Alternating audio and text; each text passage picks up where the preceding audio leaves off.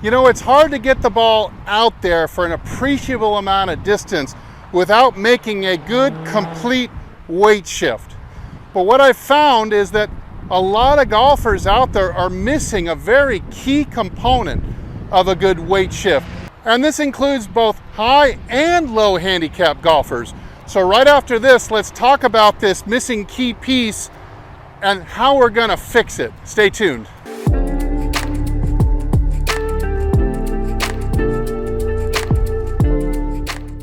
Hey, this is Steve from HitItLonger.com. So when talking about the weight shift, we're now able to measure it very accurately using a piece of technology called a force plate.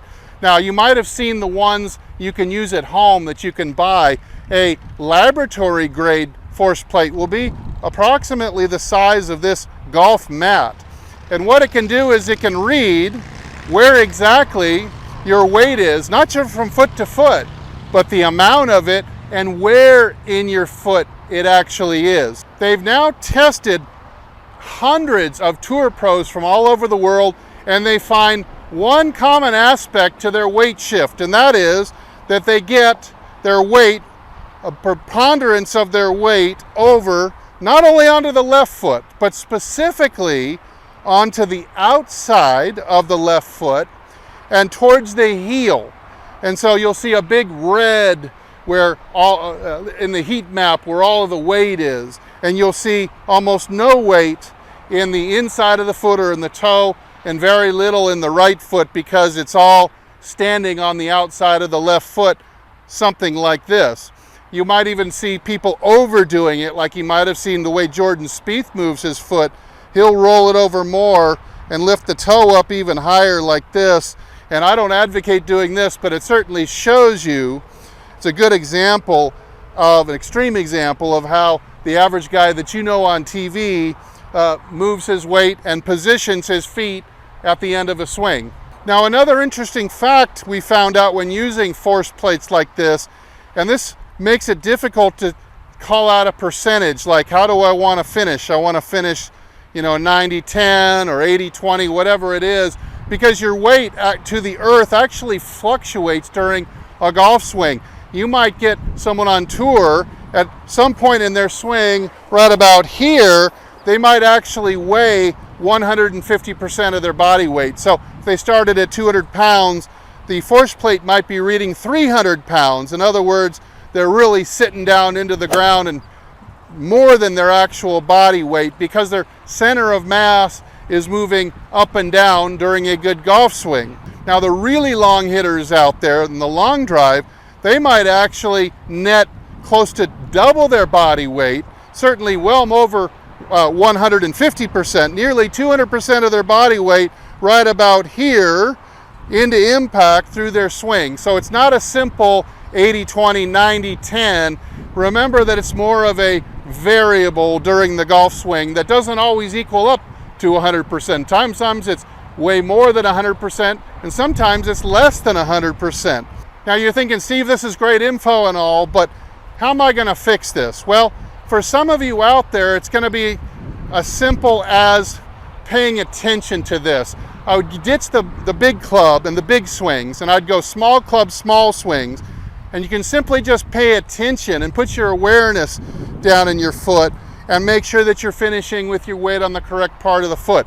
Now, there's two common errors that are made with this, and that is with the high handicappers, they tend to not shift enough weight to the left foot at all, let alone the outside of the foot. So a lot of higher handicap golfers might end up maybe 60-40 or 70-30 on the back foot. Even 50-50 is not very good at the end of the swing. The low handicap golfers are tending to, instead of stepping into the heel, they're stepping into their instep, and this is kind of leading them into the early extension pattern that so many golfers out there have. If your weight doesn't get into your heel, then it's much more difficult to plant the weight and turn around it. So again, the first thing I would try is just going slow and paying attention to it. I'm just going to hit a pitching wedge out there very softly here. And then I'm going to hold the finish and I'm going to take inventory. I'm going to check, what does my left foot look like at this point? I'd like to see the instep, the inside of my toes.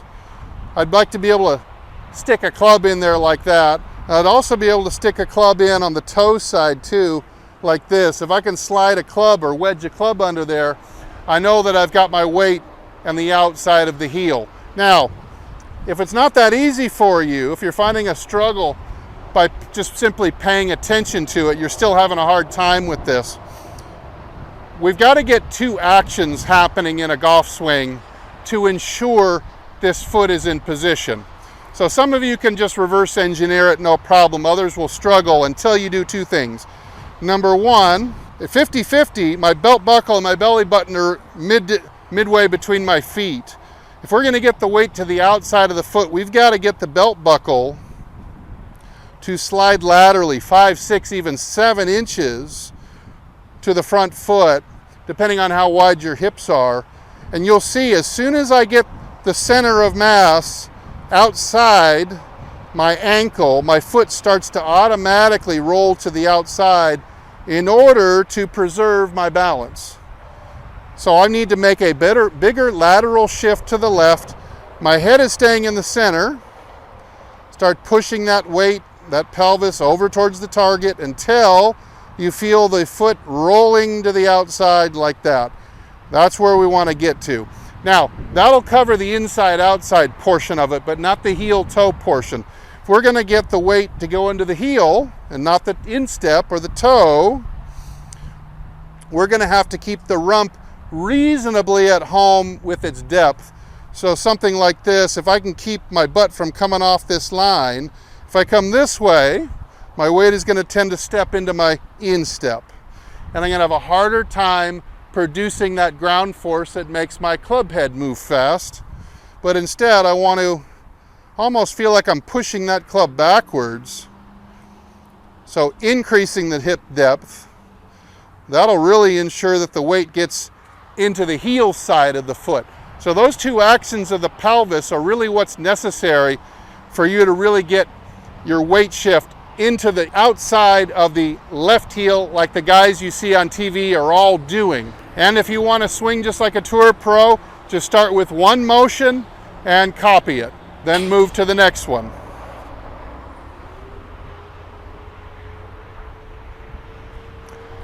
All right, let's take one more look. I'm going to move my pelvis in order to move my weight onto the outside of the left foot just like that. Boy, this makes it so much easier to hit for power when I am fully braced on that left foot coming into the ball. Now, once you've racked up some experience and repetition, short club, short swing, you can ramp up to long club, small swing by dinking some drives very softly. And again, put your awareness down in that ankle, and you're going to hold your finish until you can kind of take inventory and examine what happened to that foot at the end of the swing. So we're just going to hit this thing pretty softly.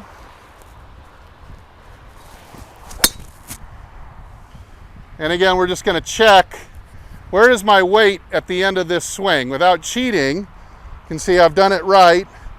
My toe, big toe's kind of off the ground, and so is the inside of my foot. I can kind of fit a club shaft under there, so I've done well. Now I encourage you to make this part of your repertoire. It's a pretty simple move, but if you're not doing it, it really makes it a challenge to hit the ball out there with a relatively small amount of effort. So if you have any questions or you have a success story, please leave a comment down below. I try to read every one. Again, thanks for supporting my channel and watching this video. I'm Steve, and as usual, I'll either see you in the next video or I'll see you longer and straighter down the fairway. Everybody take good care.